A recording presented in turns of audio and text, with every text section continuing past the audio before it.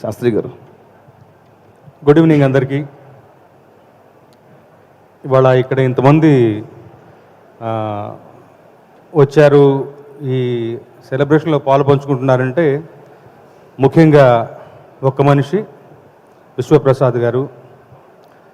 వారు నాకు గత 10-12 ఏళ్ళుగా తెలుసు. వారి సినిమా రంగంలోకి రాక కూడా చాలా ప్లాన్డ్గా పకడ్బందీగా వస్తూ ఇవాళ వన్ ఆఫ్ ది మేజర్ నిర్మాణ సంస్థకు ఎదగటంలో ఆయన యొక్క కృషి, ఆయన యొక్క మేధోశక్తి, ఆయన ప్లానింగ్ స్ట్రాటజీ ఎంతైనా ఏమంటాం మనం పొగడదగినటువంటివి. ఆయన ఏం చేసినా కానీ చాలా బలంగా చేస్తారు, నిష్కల్మషంగా ఉంటాయి ఆయన ఆలోచనలు. ఆయన కనిపించేయడంలో ఏమాత్రం వెనుకంచి వేయరు. అలాంటిది ఈ సభ. సార్, మీ సంతోషంలో మేము కూడా ఉన్నాం. ఇలాంటి ఒక సభ నిర్వహించడం సినిమా పరిశ్రమకు కూడా మంచిదే. ఎందుకు అంటే ఇదివరకు ఎన్నడూ లేనటువంటి ఒక గొప్ప కనెక్షన్ సినిమా ఇండస్ట్రీకి, రాజకీయ రంగానికి పవన్ కళ్యాణ్ గారి ద్వారా, పవన్ కళ్యాణ్ గారి రూపంలో మనకు ఉన్నది. మన సమస్యలు ఏమున్నా ఆయనతో చెప్పుకోగలిగిన ఒక వెసులుబాటు అది ఉంది.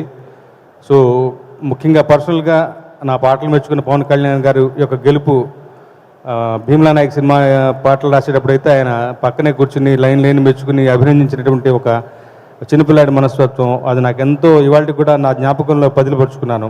అలాంటి ఒక పవన్ కళ్యాణ్ గారు 2 సార్లు ఓడిపోయినటువంటి ఒక సందర్భం నుంచి తాను నిలబెట్టిన 21 మందిని గెలిపించుకుని ఉప ముఖ్యమంత్రి స్థాయికి వెళ్ళటం అనేది సినిమా ఇండస్ట్రీలో వ్యక్తిగా చాలా చాలా సంతోషించాల్సిన విషయం.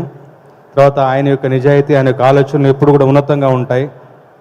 సో ఆయన టేక్ కేర్ చేయాల్సినటువంటి ప్రజలు ఆంధ్ర రాష్ట్రం మొత్తం ఉన్నారు. కానీ ముఖ్యంగా సినిమా ఇండస్ట్రీ యొక్క బాగోగులు కూడా ప్రత్యేకంగా ఆయన చూసుకోవాలని ఆయనకు మనవి చేసుకుంటూ సెలవు చేసుకుంటాను. Thank you so much sir. Thank you Ramajogi Sastry గారు. మనసులోని మాట చెప్పి మమ్మల్ని